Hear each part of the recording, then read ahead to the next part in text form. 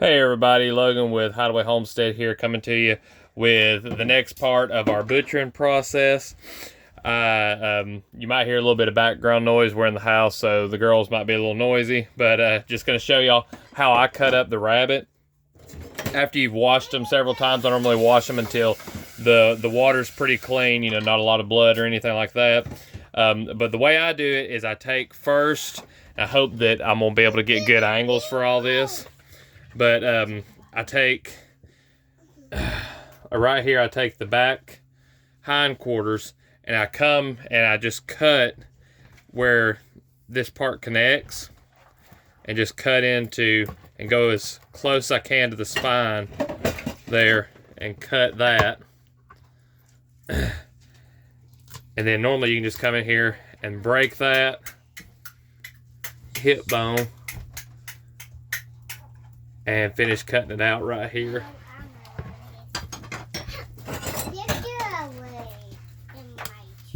I'm kind of having to lean over in here the way I got the camera set up. You just cut that away. That's got a leg quarter there. Now I'll rewash all this and seal it up. And as you can see, hopefully, that joint there, how clean that joint is. There's that one that I ended up breaking, and you definitely don't want to do that because that can puncture your bags. But you just want to make sure that everything's clean of hair. Now, you will have a little bit of silver skin that can almost look like hair, like that right there. Some of it will be hair when you clean it off, but then when the silver skin rolls up, it can sometimes look like hair. So just make sure you got all the hair off, but then sometimes you can see when that silver skin rolls up, it looks like hair, but it's not hair. So all these are going to get rewashed anyway. So anyway, I take the leg quarters. Those are the ones that I really want to get.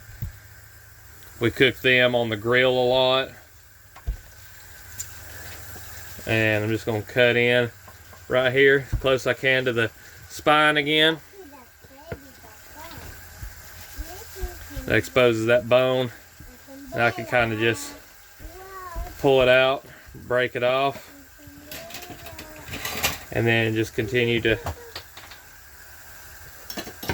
cut off right there.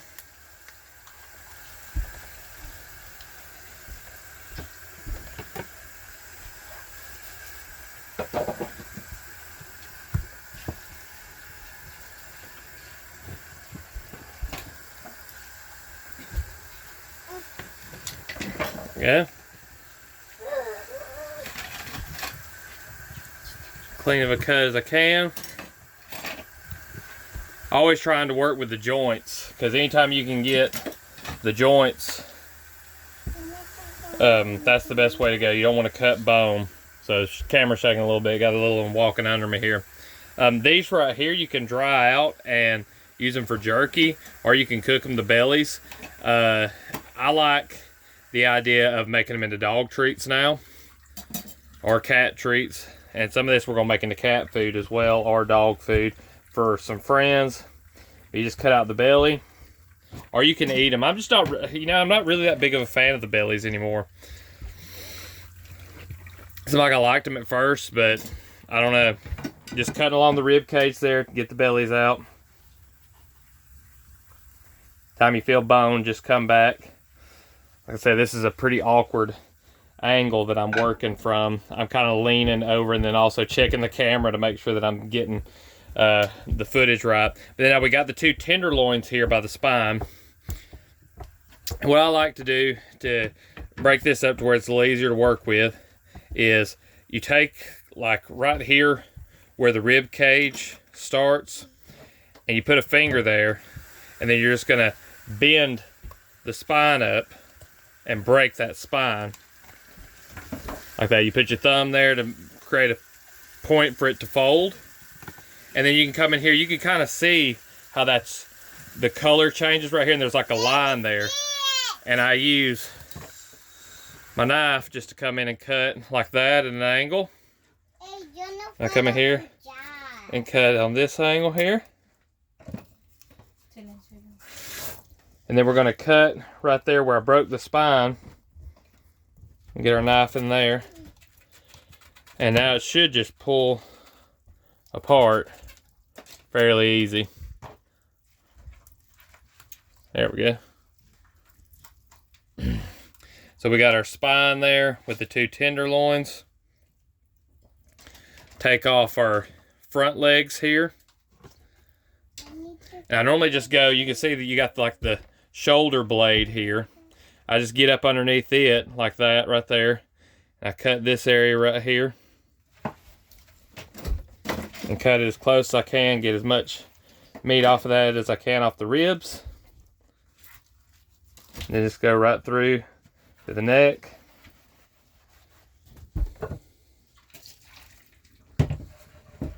Ooh, yay!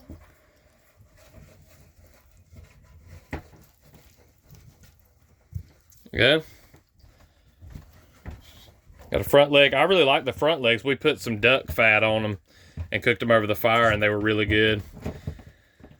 Same thing over here, just getting underneath that shoulder blade and really just following the bones. That's the thing. If you'll follow the bones, you know, cut along the bones, that's the way to go.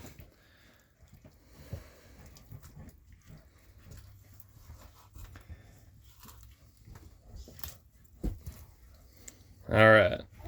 Now this part right here, the rib cage and everything, I'm gonna use it for dog food. You know, so we can just kind of grind it up, and we're probably gonna give it to some friends of ours. They don't want to give it with the bones. We can do it for our cats. The thing about bones is when you cook bones for dogs, that's when they become hard and can, you know, give your dog issues. They can choke, or it can cut their esophagus if you cook the bones. But when the bones are not cooked and it's raw, then you have the ability to give the dogs, the cats, whatever, bones that are ground up, and it's not going to hurt them. But you want to make sure that it's not cooked. But anyway, there's our pieces, and what we're going to do here is we're going to take this last piece here, the spine, and I like to get just as close as I can to the spine, the vertebrae there.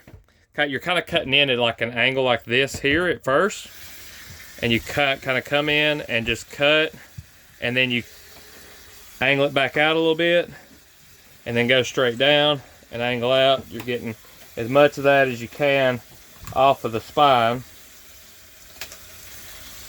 Nice little tenderloin there. Flip it around and get the other side.